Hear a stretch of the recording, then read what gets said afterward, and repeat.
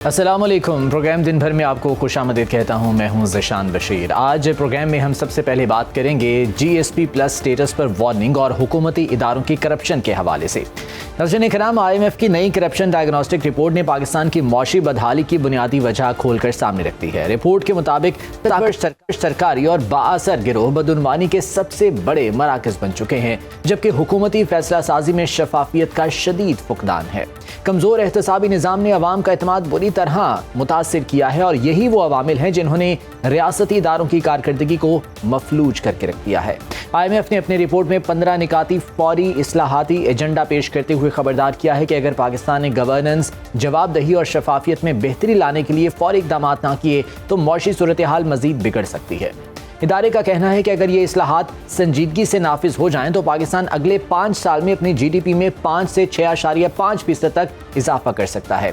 Report میں tax نظام کی پیچیدگی، ریاستی اداروں میں اختیارات کے غلط استعمال اور عدالتی تاخیر کو بڑے مسائل کے طور پر سامنے لایا گیا ہے۔ ادھر یورپی یونین نے بھی پاکستان کو جی ایس پی پلس سٹیٹس برقرار رکھنے کے لیے سخت وارننگ دے دی ہے۔ یورپی سفیر کے مطابق پاکستان کو انسانی حقوق، جبری گمشدگیوں، مزدوروں کے حقوق، خواتین کے حقوق اور یو این کنونشنز پر عمل درآمد کے ثبوت دکھانا ہوں گے۔ یورپی یونین واضح کر چکی ہے کہ مراعات صرف اسی ملک کو ملیں گی جو انسانی حقوق اور اچھی حکمرانی کے عالمی معیار پر پورا اترے گا، اور پاکستان کے لیے یہ موقع کھونے کا خطرہ بھی موجود ہے۔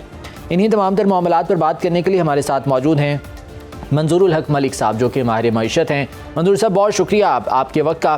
سب سے پہلے تو یہ بتائیے گا کہ آئی ایم ایف کی جو نئی کرپشن ڈائگنوسٹک رپورٹ سامنے آئی ہے، جس میں پاکستان کی معاشی بدحالی کا ذمہ دار جو ہے وہ کرپشن کو ٹھہرایا گیا ہے، اس کے حوالے سے آپ کیا کہیں گے؟ اور جو اقدامات حکومت اٹھا رہی ہے، آپ کے خیال میں یہ کافی ہیں اس کو ختم کرنے کے لیے؟ سب سے پہلے تو میں سونو ٹی وی کا شکریہ ادا کرتا ہوں کہ وہ بڑے سینسٹیو ایشو کو، اور یہ ذہن میں رکھیں کہ یہ آج رپورٹ اس طرح کی نہیں آئی، یہ مسلسل کئی سالوں سے پبلک میں ہم لوگ بھی کہتے ہیں کہ پاکستان کی اکانومی میں، پاکستان کی اپ لفٹنگ میں، یعنی اکنامک اپ لفٹنگ میں اور کیپیسٹی بلڈنگ میں، پاورٹی سے جو نیچے گرے ہوئے لوگ ہیں ان کو اٹھانے کے لیے یہ نظام کوئی کام نہیں کر رہا، اور اگر کر رہا ہے تو تھوڑا بہت اگر کر رہا ہے تو اس سے زیادہ ہماری پاپولیشن ہونے کی وجہ سے وہ نیچے کی طرف جا رہا ہے۔ تو آپ کو پتہ ہے کہ پاورٹی سے بلو جو ہیں وہ کتنے لوگ ہیں، اور ان کو کیسے ہم نے واپس سوسائٹی میں ایکٹیو کرنا ہے، کارآمد کرنا ہے۔ تو جو آئی ایم ایف نے رپورٹ دی ہے اس میں 3-4 بڑے پوائنٹس ہیں۔ ایک تو یہ ہے کہ پاکستان میں جو پوٹینشیل ہے وہ 6.5 تک جی ڈی پی میں جانے کا ہے، لیکن اس میں انہوں نے اس کو تقسیم کیے 3 شعبوں میں۔ ایک انہوں نے یہ کہا ہے کہ جو آپ کا ٹیکس کا نظام ہے وہ اس قابل نہیں ہے کہ لوگ اپنے آپ آئیں اور انویسٹمنٹ کریں اور پھر اس سے وہ پروفٹ کمائیں اور اس پروفٹ کے نتیجے میں فردر انویسٹمنٹ کریں، یا اس کے نتیجے میں ٹیکنالوجی لے کے آئیں۔ جب آپ کی پروفیبلٹی نہیں ہوگی کمپنیز کی تو وہ سروائیو نہیں کر سکتی۔ انفارچونیٹلی ہمارا ٹیکس کا جو سسٹم ہے وہ ہم کئی سالوں سے آپ کے فورم پہ بھی کہتے ہیں، اور thank you very much for your cooperation, کہ پاکستان میں ایڈوانس ٹیکس کی وجہ سے کسی ایک دکان کے اندر جو را مٹیریل پڑا ہوا ہے، جو فنش گڈس پڑی ہے، جو ابھی سیل ہونی ہے، نہیں ہونی ہے، ضائع ہو جانی ہے، اس کے اوپر گورنمنٹ نے اپنا tax, sale tax, income tax دونوں وصول کر لیے ہوئے جی۔ اور جب وہ وصول کر لیتے ہیں وداؤٹ اینی اکنامک پالیسی جو ورکیبل ہو، وداؤٹ اینی پالیسی جو فائنینشیل جو ورکیبل ہو، اس کے بغیر پالیسی اڈاپٹ کر کے وہ کہتے ہیں جی tax to G D P آپ یہ دے دیں، اور tax to G D P میں بھی وہ کیا کرتے ہیں کہ بہت ساری کمپنیز کو ایگزیمپشن دے دیتے ہیں، ایس آر اوز دے دیتے ہیں، ایس سی زی دے دیتے ہیں، لیکن جب نیٹ کیلکولیٹ کرتے ہیں تو وہ اس میں آ جاتی ہیں۔ نمبر 3 یہ ہے سر کہ آپ کے ہاں امپورٹڈ گڈس کا بہت بڑا عمل دخل اس لیے ہے کہ ہماری لوکل پروڈکشن پہ لوگوں نے انویسٹمنٹ نہیں کی، لانگ ٹرم انویسٹمنٹ کے لیے لوگ پریپیئر نہیں ہے۔ اگر انہوں نے پیسہ انویسٹ بھی کیا تو وہ پراپرٹی میں کر دیا، وچ از ویری گڈ کہ آپ کہیں نہ کہیں تو انویسٹ کر رہے ہیں، لیکن جو انڈسٹری میں آنا تھا، جس کی وجہ سے لوگوں کو روزگار ملنا تھا اور 6 کروڑ کے قریب ہمیں جاب چاہیے تھے، اس کے اوپر کوئی کام نہ ہو سکا۔ پھر آ جاتے ہیں اختیارات کے اوپر۔ اس میں کوئی شک نہیں ہے کہ پاکستان میں سواب دیدی اختیارات ہونے کی وجہ سے یہ نیچے تک کی سطح پہ ایک سپروائزر کے طور پہ بھی وہ اپنی ڈسکریشن استعمال کرتا ہے، اور پاکستان میں کوئی ایک ادارہ ایسا نہیں ہے جو آپ کو ایز اے انڈسٹریلسٹ فیسیلیٹیٹ کرتا ہو۔ مثال کے طور میں آپ کے سامنے بیٹھا ہوں، ہو سکتا ہے کہ میرے چشمہ ٹیڑھا ہو، ہو سکتا ہے کہ مجھے صحیح طرح نظر نہ آیا ہو سکتا ہے میری بات آپ کو سمجھ نہ آئی ہو یا مجھے آپ کی سمجھ نہ آئی، تو ہم آپس میں کنورسیشن کرتے ہیں نا. تو گورنمنٹ کے ڈپارٹمنٹ آپ سے کنورسیشن نہیں کرتے، انفورسمنٹ کرتے. منظور صاحب، یہ بہت اہم اگر فرض پوائنٹ کریں آپ نے آپ اٹھایا آج ہے کل کہ خبریں اختیارات کا غلط اور بیجا استعمال کیا جاتا ہے، لیکن اس سے پہلے میں کچھ ٹیکس کے حوالے سے بات کرنا چاہوں گا. جیسا کہ آپ نے ذکر کیا، ہمارا جو ٹیکس نظام ہے وہ بہت زیادہ کمپلیکیٹڈ ہے. یہ خود جو حکومتی وزراء ہیں وہ مانتے ہیں کہ جو تنخواہ دار طبقہ ہے وہ سب سے زیادہ ٹیکس دیتا ہے. حالانکہ تاجروں کو ٹیکس نیٹ میں لانے کے لیے اقدامات کیے جاتے ہیں، لیکن اس طرح سے وہ کارگر ثابت نہیں ہو پاتے. تو یہ کمپلیکیشنز آپ کے خیال میں راہ میں رکاوٹ بنتی ہیں یا کوئی اور وجہ ہے؟ یار پہلے تو میں آپ کو ایک بات کو کلیئر کروں کہ ٹیکس کے جو آپ سیلری ٹیکس کہتے ہیں وہ سیلری میں بھی لیتا ہوں، میری کمپنی مجھے سیلری دیتی ہے. جی ٹھیک ہے. تو جو انڈسٹریلسٹ ہے، جو بزنس مین ہے، جب وہ اپنی کمپنی سے کچھ چیز ودرا کرتا ہے اور سیلری ڈرا کرتا ہے تو اس کے اوپر وہ ٹیکس کٹواتا ہے. یہ صرف گورنمنٹ ملازمین یا جو نجی شعبے کے ملازمین ہیں ان کے اوپر نہیں ہے. ایک بات. دوسری بات یہ ہے کہ پاکستان میں ٹیکس کا نظام بہت ہی کمپلیکیٹڈ ہے، جس کو کوئی بندہ میٹ نہیں کر سکتا. وہ ریلیشن شپ سے میٹ کر سکتا ہے. اگر میں کہوں کہ ایز اے انڈسٹریلسٹ میں گورنمنٹ کے ساتھ ٹیکسیشن میں پورا اتر سکتا ہوں تو پاسبل نہیں ہے، بیکاز آپ نے highly intellectual, highly professional, highly smartness کے اوپر ٹیکس بیس کیا ہوا ہے، جبکہ یہ ایک کامن مین کا ہے کہ وہ کیسے اپنی ٹیکس ریٹرن فائل کرے اور اپنے ملک کو کنٹریبیوٹ کرے. اب آپ مجھے بتائیں کہ جب آپ نے میری کوئی ایکٹیویٹی ہونے سے پہلے، میری امپورٹ شروع ہونے سے پہلے، میری امپورٹ آنے کے اوپر آپ نے پورٹ کے اوپر ٹیکس لے لیا، وہ 3 مہینے کے بعد پروڈکشن میں جانا ہے، 4 مہینے کے بعد اس نے بازار میں آنا ہے، یا 3 مہینے کے بعد بازار میں آنا ہے، پھر بازار میں وہ سیل ہونا ہے نہیں ہونا، لیکن آپ نے اس کے اوپر انکم ٹیکس بھی اسیس کر کے لے لیا، اس کے اوپر سیل ٹیکس بھی اسیس کر کے لے لیا. اب اس کا نقصان یہ ہوتا ہے کہ جب ایف بی آر کے پاس کوئی اتھارٹی نہیں ہے کہ وہ آپ سے قرض لے سکے، تو وہ قرض لینے کی بجائے ایڈوانس ٹیکس لیتا چلا جاتا ہے اور اس کو کہتا ہے بعد میں آپ ایڈجسٹ کر لیجئے گا. اب جب وہ بعد میں ایڈجسٹ کرتا ہے تو اس کے اوپر آپ اس کا آڈر نکال دیتے ہیں کہ پچھلے سال ہم نے یہ پروڈکشن میں شو کر دیا تھا اکنامک ڈویژن نے، اور پھر آپ نے فائنانس ڈویژن نے اس پیسے کو ایڈجسٹ کر لیا تھا کہ یہ ہماری اس سال کی کمائی ہے، جبکہ یہ ایکچولی کمائی نہیں تھی. تو ٹیکنیکلی پاکستان کی ضرورت ہے یہ ہے کہ پاکستان کے جو ماہرین ہیں وہ اپنا قبلہ درست کریں، اور قبلہ اس طرح درست کریں کہ ہم نے اپنی ویلیوز کو، اپنے جو ٹیکس سسٹم کے ایررز ہیں وہ کیا لوگ بے ایمان ہیں یا ایماندار ہیں، ٹیکس سسٹم کے ایررز کو ٹریس کرنا ہے اور انہیں ٹھیک کرنا ہے. سر یہاں پر ایک اور بہت اہم چیز میں جاننا چاہوں گا. اب اختیارات کے غلط استعمال کی آپ بات کر رہے تھے. ہمارے یہاں پر ایک طبقہ ہے جو کہ اشرافیہ کہلاتا ہے، وہ شاید کسی کی گرفت میں نہیں آتا، اگر آ بھی جائے تو کلین چٹ مل جاتی ہے. باقی ممالک میں، ترقی یافتہ ممالک میں اگر دیکھیں تو جو لوگ سیاست کر رہے ہیں یا حکومت کر رہے ہیں وہ اپنے بزنس سے کنارہ کش ہو جاتے ہیں، لیکن یہاں پر کانفلکٹ آف انٹرسٹ برقرار رہتا ہے. کیا یہی وجہ ہے کہ اختیارات کے غلط استعمال کا سیدھا اثر جو ہے وہ عام عوام پر پڑتا ہے؟ سمپل بات کہتا ہوں کہ پاکستان میں اختیارات لوگوں کو چاہیے ہی اپنی ذات کے لیے. دیکھیں دنیا میں اتھارٹی ہوتی ہے کہ آپ بتائیں کہ آپ میرا انٹرویو کر رہے ہیں، اس کا مقصد کیا ہے؟ اس کا مقصد یہ ہے کہ ہم لوگوں میں اویئرنس کریٹ کریں، ہم اتھارٹیز کو بتائیں کہ پیپل کی، جو لوگوں کی، عوام کی فلاح بہبود ہے، اس میں یہ چیزیں رکاوٹ ہیں. لیکن ہوتا کیا ہے کہ جو ہماری ٹاپ لیڈ ہے وہ عام طور پہ یہ کرتی ہے کہ وہ اپنے بینیفٹ کے لیے کام کرتی ہے، اور وہ کہتی ہے، میں نے جیسے کہا کہ وہ کہتے ہیں ہمیں ایس آر او دے دیں، وہ کہتے ہیں ہمیں ایس سی زی دے دیں، اسپیشل اکنامک زون بنا دیں، وہ کہتے ہیں جی ہمیں باقی لوگوں سے سبقت دے دیں، ہمیں سستے لونز دے دیں. اسی وجہ سے آپ کے ملک میں جو آپ نے کہا کہ جی ایس پی پلس کے اوپر بھی بات کی، تو جی ایس پی پلس یہ کہتا ہے کہ یہ ان ملکوں کو ملتا ہے جو گورنریبل ایشوز میں پھنسے ہوتے ہیں، جن کی پاورٹی لائن زیادہ ہوتی ہے، تو اس کو یہ ریلیف دیا جاتا ہے. تو پھر وہ کہتے ہیں کہ پاورٹی لائن سے نکلنے کا طریقہ یہ ہے کہ آپ سوشل ایکٹیویٹی بڑھائیں، آپ لیبر ایکٹیویٹی بڑھائیں، آپ لوگوں کی قوت خرید بڑھائیں، آپ ان کے علاج معالجے کی بات کریں، آپ اچھی پروڈکشن کریں. یہ ساری چیزیں ہمیں پبلک میں اویئرنس کے لیے بات کرنی چاہیے. صحیح. مسئلہ یہ ہے کہ پاکستان میں جیسے میں نے کہا کہ فرض کر لیتے ہیں انوائرمنٹ کا ڈپارٹمنٹ ہے، لیبر ڈپارٹمنٹ ہے، سوشل سیکورٹی، یہ سارے ڈپارٹمنٹ میرے اوپر انفورسمنٹ کے لیے لگے ہوئے ہیں، کوئی مجھے گائیڈ کرنے کے لیے، پروفیشنلی بتانے کے لیے کہ تو یہ کام کر، یا سادگی کے ساتھ ایک عام آدمی جو ہے ایز آف ڈوئنگ بزنس جس کو کہتے ہیں، اس کے لیے کام کرنے کو تیار نہیں. کاسٹ آف ڈوئنگ بزنس آپ دیکھیں آپ کی کدھر چلی گئی ہے. بجلی کے اوپر آپ دیکھ لیں کہ آپ کا سرکٹ ڈیٹ پھر ایک کوارٹر میں کتنا زیادہ ہو گیا.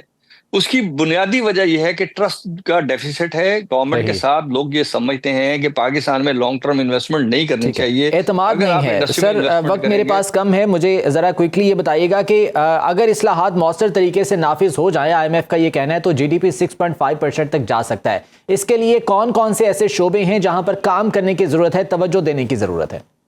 सबसे पहले सर टैक्सेशन के ऊपर, और दूसरा है डिस्क्रिशनरी पावर्स को खत्म करके आप उसको एक मैकेनिज्म लेके आए। थर्ड वन है कि लोगों को कॉम्पिटिटिवनेस के ऊपर लेके जाएं, बजाय इसके कि उनको प्रिविलेज क्लास बनाते चले जाएं। और फोर्थ ये है कि हमें अपनी कम्युनिकेशन इंटरनेशनल इदारों से बहुत बेहतर करनी चाहिए, as a businessman, as a industrialist, as a professionals. ठीक है। और GSP+ स्टेटस बरकरार रखने के लिए फौरी तौर पर कौन से इकदाम नागुज़ीर हैं? सर सबसे पहला ये है कि आप एडवांस टैक्स को खत्म करें, सेल टैक्स को रिटेल पे लेके जाएं, और इनकम टैक्स को आफ्टर द इनकम लें, और जो सैलरीड क्लास है उसके ऊपर टैक्स का बोझ और इंडस्ट्री के ऊपर टैक्स का बोझ कम करें, ताकि लोगों की कुव्वत खरीद बढ़े। जब कुव्वत खरीद बढ़ेगी तो आपकी इकोनॉमी मल्टीप्लाइड होगी, मेरे पैसे आपके पास जाएंगे, आपके पैसे उससे गवर्नमेंट छोटा छोटा टैक्स ले, और छोटा छोटा टैक्स ज्यादा लोगों से लेगी और लोगों को टैक्स नेट में लेके आएगी, तो पाकिस्तान में आप देखेंगे खुशहाली आ जाएगी। ठीक है, बहुत शुक्रिया आपके वक्त का। मंजूरुल हक साहब हमारे साथ मौजूद थे, और जो इक़दामात IMF की जानिब से इस्लाहात की सूरत में पेश किए गए हैं, मंजूर साहब ने उनकी तरफ इशारा किया कि हमें टैक्सेशन के ऊपर काम करने की बेहद ज़रूरत है। जो डिस्क्रिशनरी पावर्स हैं, जो कि इख्तियारात हैं, उनके हवाले से काम करने की ज़रूरत है कि इन इख्तियारात का गलत और बेजा इस्तेमाल तब किया जाए तो बेहतरी की जानिब जा सकते हैं। और GSP+ स्टेटस के हवाले से भी जो इक़दामात हैं वो भी उठाना नागुज़ीर है कि ये GSP+ स्टेटस जो है वो पाकिस्तान का बरकरार रहे। तो अब देखना ये है कि इस रिपोर्ट के सामने आने के बाद हुकूमत पाकिस्तान कौन से इक़दाम उठाती है ताकि करप्शन, बदउनवानी का खात्मा किया जा सके, और जो गवर्नेंस के बुनियादी मसाइल हैं, जो बेसिक रीज़न्स हैं, जो रुकावटें हैं, उन्हें ख़त्म किया जा सके, ताकि IMF की इस रिपोर्ट की रोशनी में हम मज़ीद इस्लाहात की तरफ जा सकें और अपने मुल्क को करप्शन से पाक करके तरक्की की राह पर गामज़न कर सकें। ये जो रिपोर्ट सामने आई थी, मैं आपको बता दूं कि इसमें 15 निकाती फौरी इस्लाहाती एजेंडा बताया गया था IMF की जानिब से, और ये कहा गया था कि जो कमज़ोर एहतसाबी निज़ाम है वो भी इसकी बड़ी वजह है। शफाफियत का जो निज़ाम है वो भी यहाँ पर लागू होना चाहिए, और जो एहतसाब का सिस्टम है उसको मज़ीद मजबूत होना चाहिए, ताकि ये एहतसाब होने के बाद जो लोग हैं वो करप्शन की तरफ अपना रुख ना करें और करप्शन से पाक मुल्क जो है वो बनाया जा सके। और टैक्स निज़ाम की पेचीदगियाँ, जैसा कि अभी बात कर रहे थे कि ये कॉम्प्लिकेशंस ख़त्म करने की ज़रूरत है। इन कॉम्प्लिकेशंस को अगर ख़त्म नहीं किया जाएगा तो डेफिनेटली लोगों के लिए मुश्किलात रहेंगी और लोग मज़ीद परेशानी का बाइस बनेंगे। तो देखना यह है कि गवर्नमेंट ऑफ पाकिस्तान अब इस हवाले से क्या इक़दाम उठाती है। आगे बढ़ते हैं, कुछ सियासी मामलात की बात कर लेते हैं, और आज की जो सबसे बड़ी सियासी पेशरफ्त है वो खैबर पख्तूनख्वा से है, जहां इलेक्शन कमीशन ने वज़ीर आला सुहेल आफरीदी के हवेलियां जलसे में दिए गए धमकियामेज़ बयान का नोटिस ले लिया है। मॉनिटरिंग रिपोर्ट में वाज़ेह किया गया है कि वज़ीर आला ने ज़िमनी इंतखाब के दौरान ड्यूटी देने वाले सरकारी मुलाजमीन, इंतजामिया और पुलिस को नताइज से मुतालिक दबाव डालने की कोशिश की है। इलेक्शन कमीशन ने इस सूरत हाल का फौरी नोटिस लेते हुए आज 11:30 बजे हंगामी इजलास तलब किया, जिसमें कानूनी कार्रवाई के मुख्तलिफ पहलुओं पर भी गौर किया गया। इसी बारे में बात करने के लिए हमारे साथ मौजूद हैं शौकत यूसुफ ज़ई साहब, रहनुमा तहरीक इंसाफ हैं। बहुत शुक्रिया शौकत यूसुफ ज़ई साहब आपके वक्त का। वज़ीर आला खैबर पख्तूनख्वा ने हवेलियों में जलसे से खिताब किया और इलेक्शन कमीशन ने इस पर अपना सख्त रद्द-ए-अमल दिया है, और साथ में ये भी कहा है कि ये दबाव डालने का एक तरीका था, धमकी दी गई है और बुलाया भी गया है वज़ीर आला खैबर पख्तूनख्वा को। किस तरह से देखते हैं आप इस मामले को, क्या रिएक्ट करेंगे? सबसे पहले अगर आप तो वो सबसे बेहतर होता, तो वो स्पीच आप सुनवा देते। तो उन्होंने जो कहा है वो यही कहा है ना कि आप लोग सरकारी मुलाजिम हो, आप ये ना हो कि किसी उम्मीदवार के साथ खड़े हो जाएं, किसी उम्मीदवार का साथ दें और या किसी दबाव में आए। तो ये उन्होंने बातें की है कि जी आप सरकारी मुलाजिम है तो सरकारी मुलाजिम ही रहे, आप ये ना कि किसी उम्मीदवार के लिए काम करें और अगर ऐसा हुआ तो आपके खिलाफ कानूनी कार्रवाई होगी। तो मेरा ख्याल ये कि ये धमकी तो नहीं है।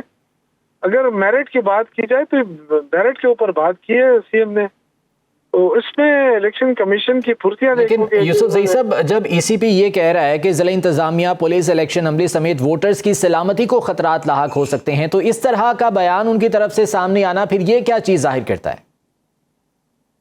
الیکشن کمیشن باعث ہے آئی تھنک، اور اس کے واضح ثبوت یہ ہے کہ کل تقریر ہوئی اور آج نوٹس بھی جاری ہوا، پھر ان کو طلب بھی کر لیا گیا.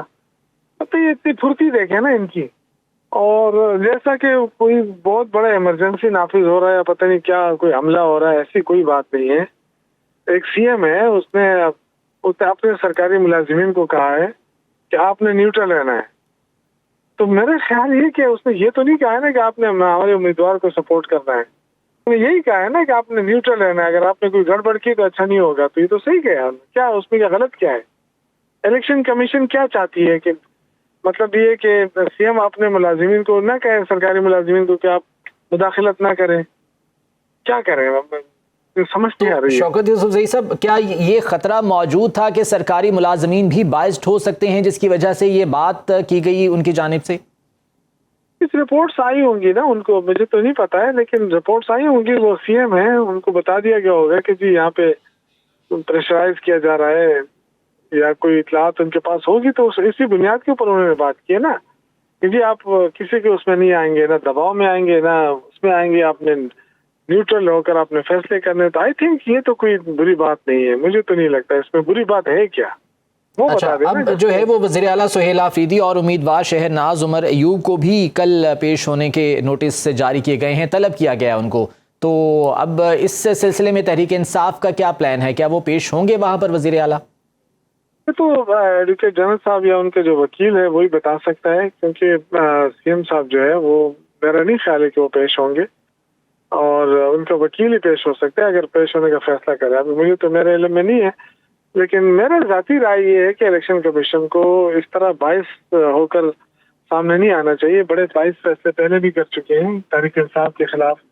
انہوں نے جو تحریک انصاف کا بلہ چھینا، پھر تحریک انصاف کو کہ جو شناخت چھینی کہ جی یہ پارٹی نہیں ہے، سب کو آزاد کرایا گیا. دیکھیں یہ وہ چیزیں تھی جس سے لوگ اب لوگوں کو اندازہ ہے کہ یہ الیکشن کمیشن جو ہے اس کے مقاصد کیا ہے اور یہ کرنا کیا چاہتا ہے.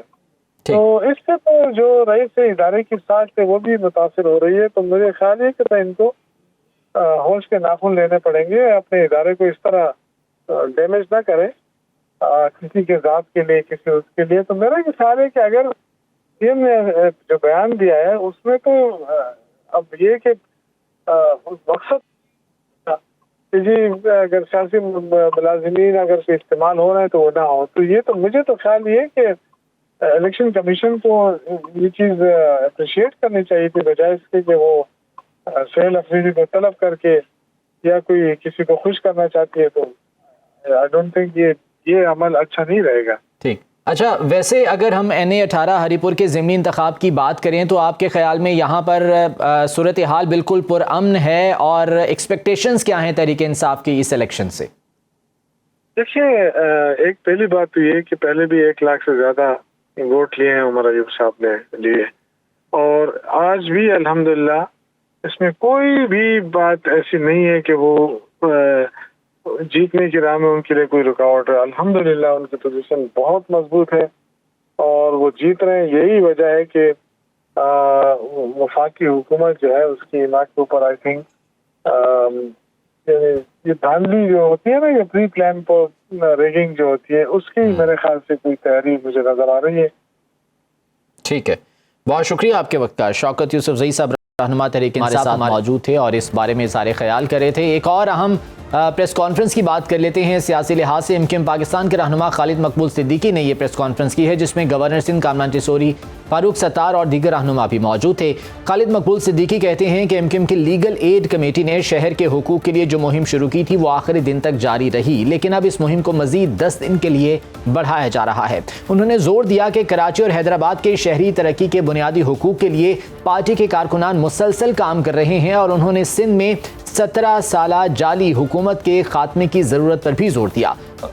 انہوں نے کہا کہ MKM نہ صوبائی، نہ وفاقی اور نہ ہی شہر کی حکومت میں شامل ہے، لیکن شہری حقوق کے تحفظ اور मेयर को मुनासिब इख्तियार देने का मुतालबा जारी रखेगी। सुहेल रब खान हमारे नुमाइंदे हमारे साथ मौजूद हैं, उनसे इस बारे में डिटेल्स लेते हैं। सुहेल बताइएगा, ये यकीनन अहम प्रेस कॉन्फ्रेंस थी जो कि एक बार फिर से MQM ने और पीपल्स पार्टी के जो तनाज़ा हम देखते हैं उसमें डेफिनेटली एक अहम ये डेवलपमेंट हो सकती है।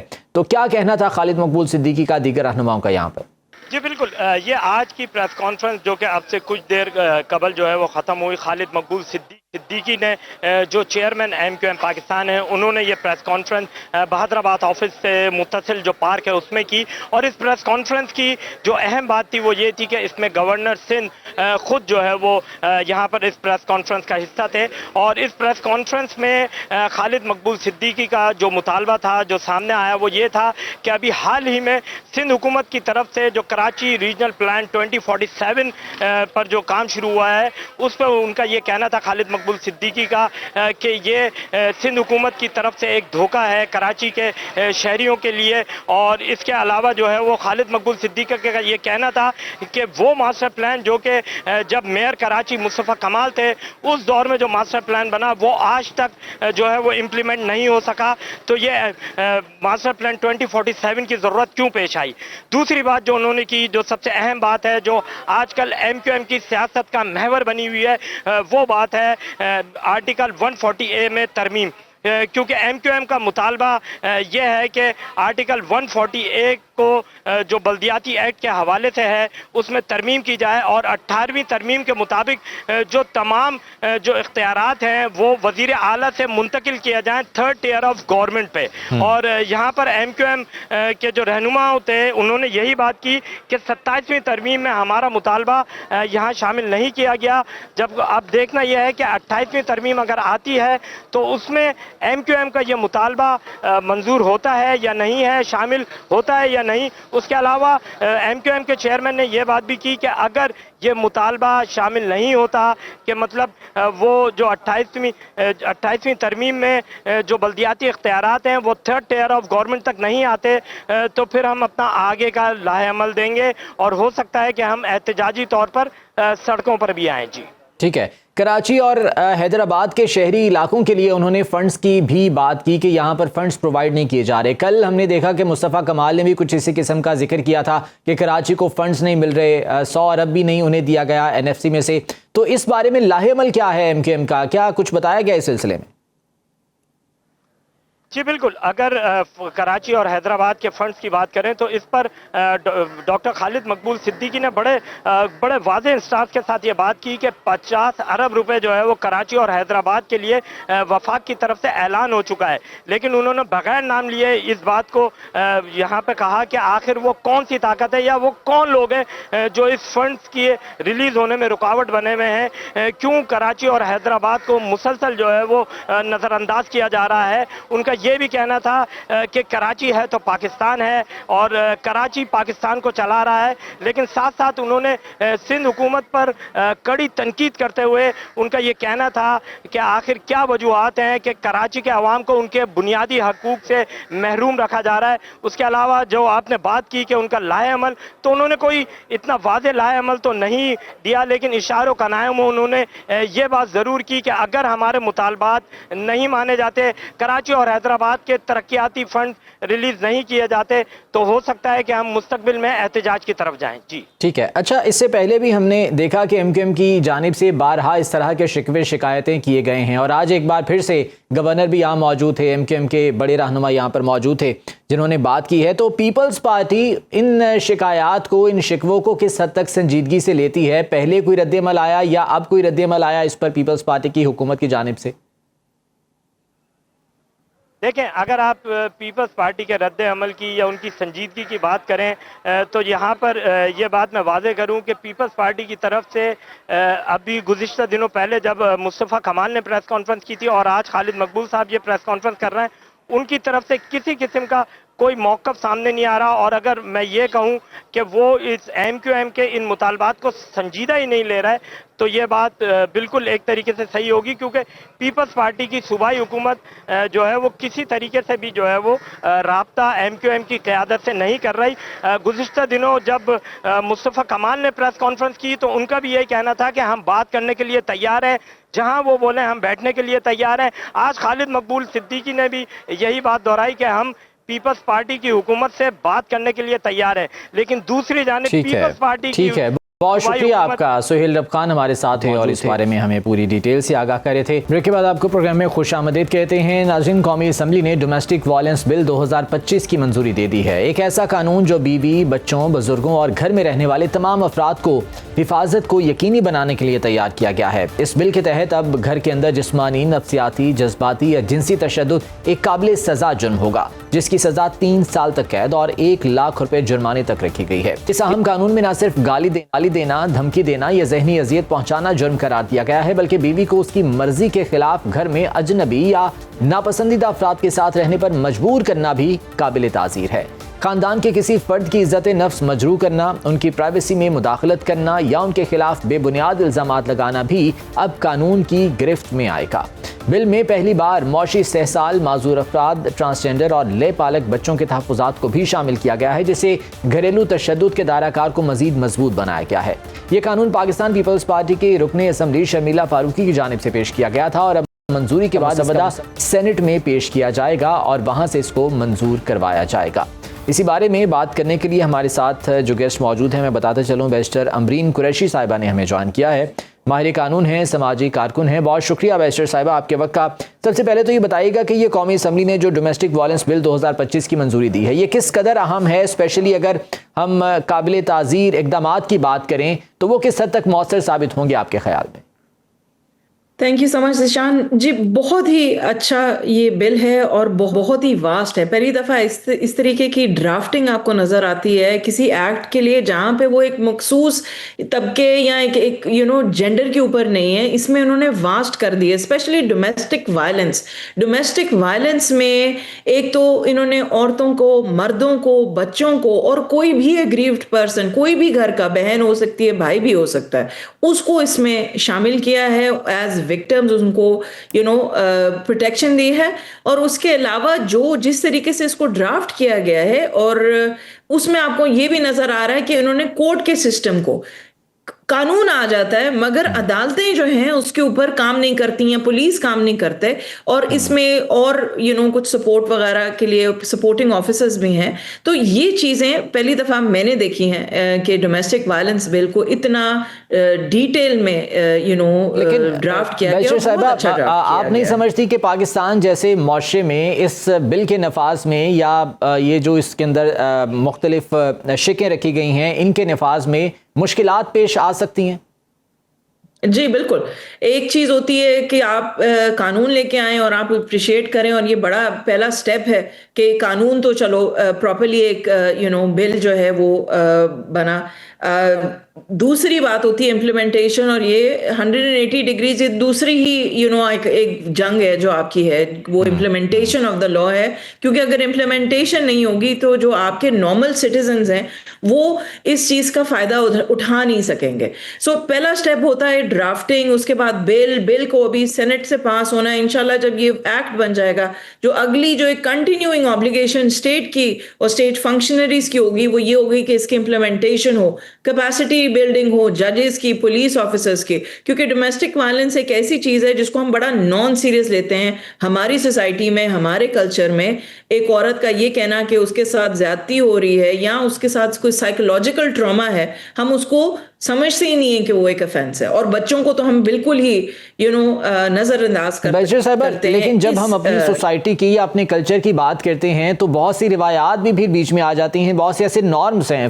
فار ایگزامپل یہاں پر جوائنٹ فیملی سسٹم ہے. اب اگر اس میں یہ شق شامل کی گئی ہے کہ ناپسندیدہ افراد کے ساتھ گھر میں بیوی کو رہنے پر مجبور کرنا, یہ ہمارے معاشرے کے ساتھ یا ہمارے کلچر کے ساتھ آپ کو لگتا ہے کہ یہ مطابقت رکھتا ہے؟ چیلنجز کیا ہو سکتے ہیں پھر اس میں؟ चैलेंजेस हो सकते हैं और इसका चैलेंजेस ये हैं कि इसका मिसयूज़ ना हो। मुझे लगता है कि सिर्फ ये नहीं है कि आप डोमेस्टिक वायलेंस में औरतों को समझे कि वो विक्टिम हैं, आदमी भी होते हैं और कभी-कभी अनड्यू जो ख्वाहिशात होती हैं जिसपे जो लड़के हैं या मर्द हज़रात हैं उनके ऊपर स्ट्रेस होता है, उनके ऊपर एक साइकोलॉजिकल अब्यूज़ डोमेस्टिक वायलेंस के अंदर जो आता है वो नहीं होना चाहिए। इसीलिए बहुत ज़रूरी है इस चीज़ को समझना, जो जायज़ है, जो अंडर इस्लाम या इस्लामिक कानून के मुताबिक जो चीज़ जायज़ है और जो वो मर्द कर सकता है अपनी बीवी के लिए वो अप्लाई करते हैं और वो समझ आते हैं। मगर जो चीज़ें नाजायज़ हैं और बिल्कुल ही आउट ऑफ द वे किसी को करनी पड़े और अपना जो उसकी जो फाइनेंशियल कैपेबिलिटी से हैं वो उससे आउट ऑफ द वे उसको जाना पड़े जस्ट बिकॉज अभी कानून आ गया, वो गलत है और उसके ऊपर रेपरकशंस होंगी अदालत में। इस टाइप के अगर केसेस आए कि जी मुझे उनकी शक्ल नहीं पसंद तो वो फिर ऑब्वियसली वो उड़ जाएंगे। तो ये चीज़ ध्यान में ज़रूर रखनी चाहिए कि इसका नाजायज़ इस्तेमाल करना गलत है।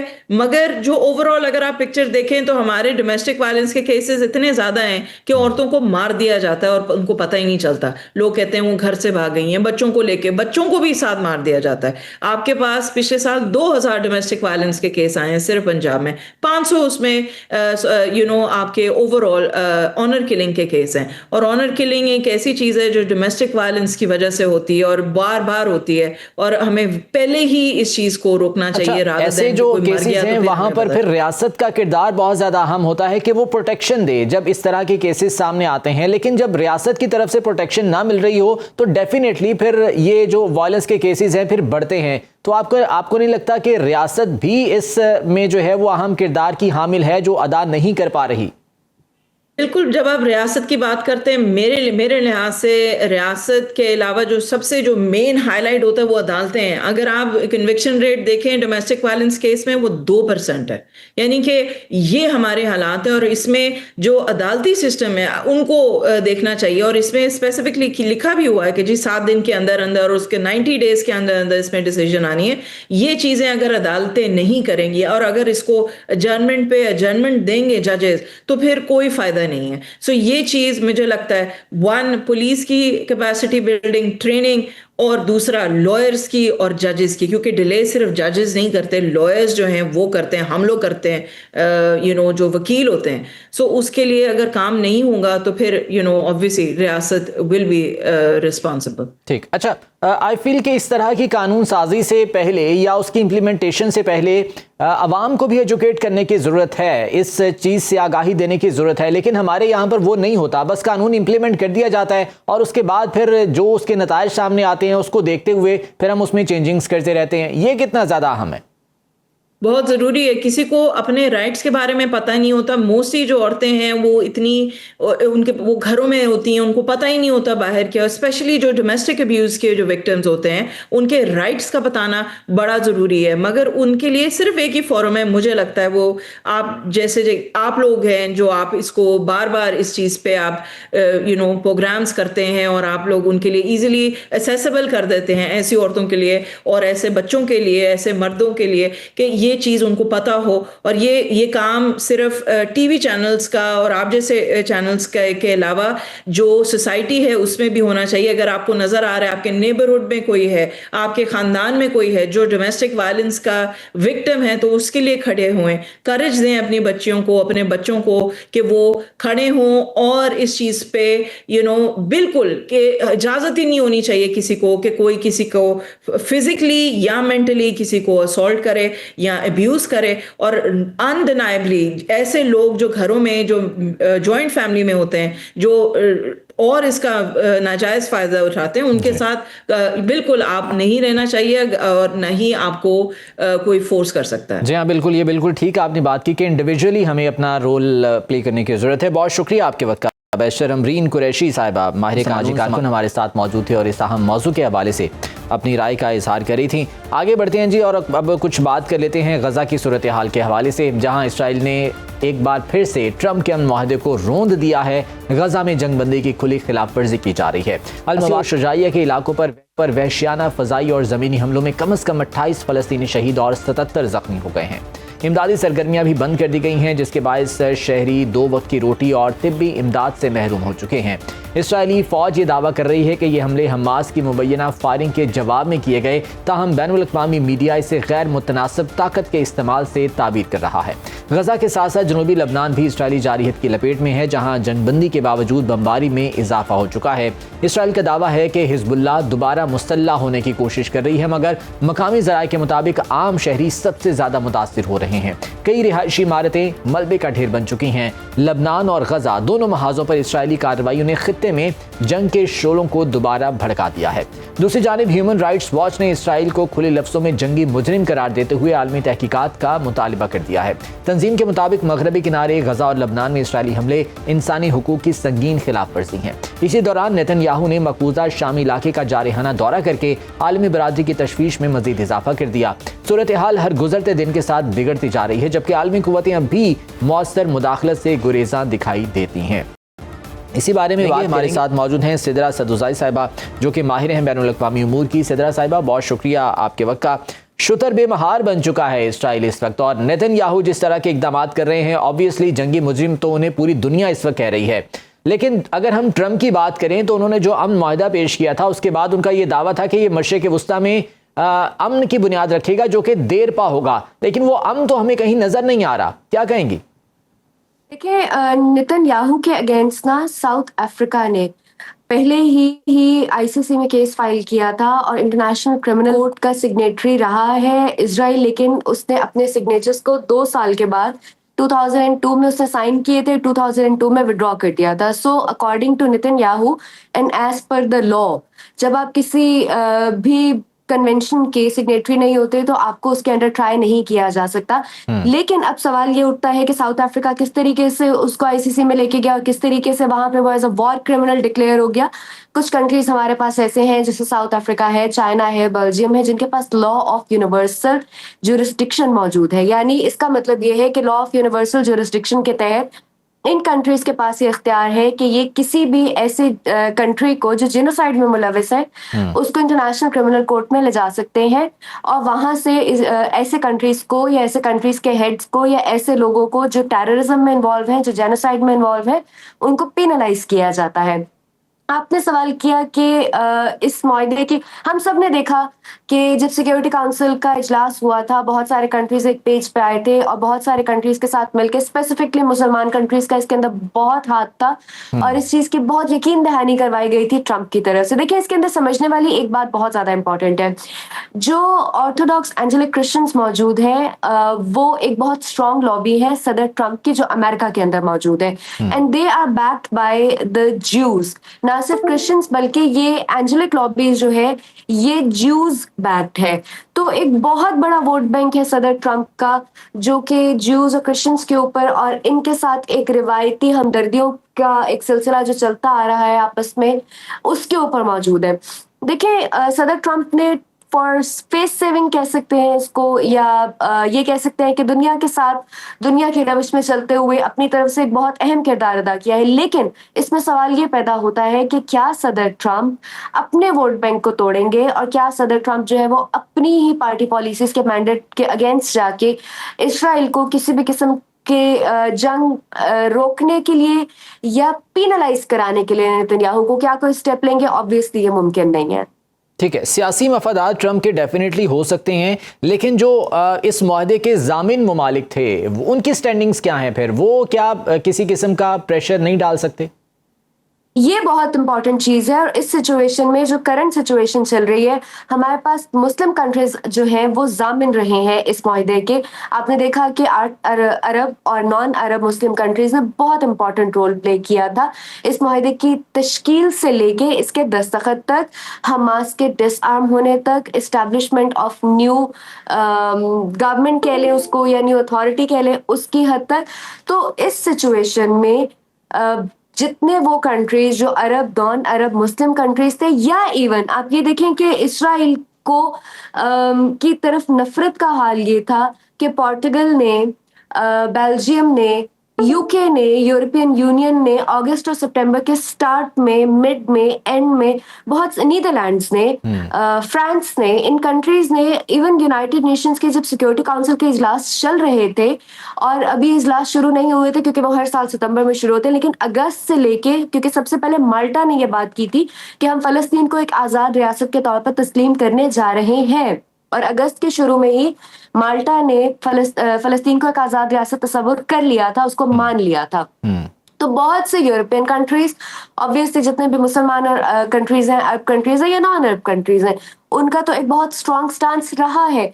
लेकिन अगर इन केस ये जो जामिन है अभी तक वो इसके ऊपर आवाज नहीं उठाते, for any good reason known to them, not known to the world, उसके बावजूद बहुत से ऐसे कंट्रीज जो फलस्तीन को एक आज़ाद रियासत के तौर पे मान चुके हैं और जिनके पास वीटो पावर भी मौजूद है, जिनके एक स्टैंडिंग भी मौजूद है, जो मुस्तकिल मंदूब भी हैं यूनाइटेड नेशंस के, वो इसके ऊपर बहुत स्ट्रॉन्ग स्टांस ले सकते हैं।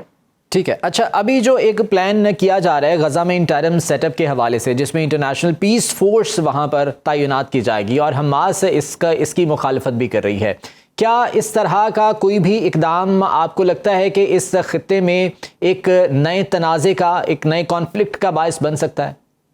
जी बिल्कुल बन सकता है। जो टास्क फोर्स अगर जाती है, देखिए बहुत सारे कंट्रीज जो कि डायरेक्टली, अब you never know the intentions, आप नहीं समझ सकते कि वेस्टेड इंटरेस्ट किसी कंट्री का क्या है। एक मुश्तरका टास्क फोर्स अगर यहाँ से जाती है तो उसके पीछे कौन सी कंट्रीज किस वेस्टेड इंटरेस्ट के तहत जा रहे हैं। हम ऑब्वियसली पाकिस्तान की नीयत पे शक नहीं कर सकते, हम मुस्लिम ममालिक की नीयत पे शक नहीं कर सकते, लेकिन हमास का ये स्टांस के, देखिए they are good enough to protect their own land, उनके पास ये तमाम सलाहियतें मौजूद है। असलहे की कमी हो सकती है, जो कि डेफिनेटली है। इसराइल के पास असलहा बहुत जदीद नौयत का है जिससे वो मुस्तकिल तौर पर, लबनान में कल एक गाड़ी के ऊपर ड्रोन हमला किया गया, लबनान के अंदर हमले किए जा रहे हैं, लबनान के अंदर जो है वो 15 लोगों की शहादतें की खबर मौसूल हो रही है। तो डेफिनेटली आप एम्पावर कीजिए उन फोर्सेस को जो ऑलरेडी फलस्तीन में मौजूद हैं, उनको मॉनेटरली एम्पावर कीजिए, उनको असलहा देके एम्पावर कीजिए, क्योंकि there land belongs to them. उनकी एक सेंटिमेंटल अटैचमेंट है, एक वैल्यू उनके लिए होल्ड करती है। डेफिनेटली फोर्सेस को तो पावर करने की जरूरत है, लेकिन उससे पहले वहां पर इमदाद की बेहद जरूरत है जो कि फौरी तौर पर वहां पहुंचाई जानी चाहिए। बहुत शुक्रिया सिदरा सदुज़ई साहिबा, माहिर उमूर हमारे साथ मौजूद थे और इस अहम मौजू पर इज़हार ख्याल करी थी। नाज़रीन, आज के प्रोग्राम से इतना ही, इजाज़त दीजिए, अल्लाह ने।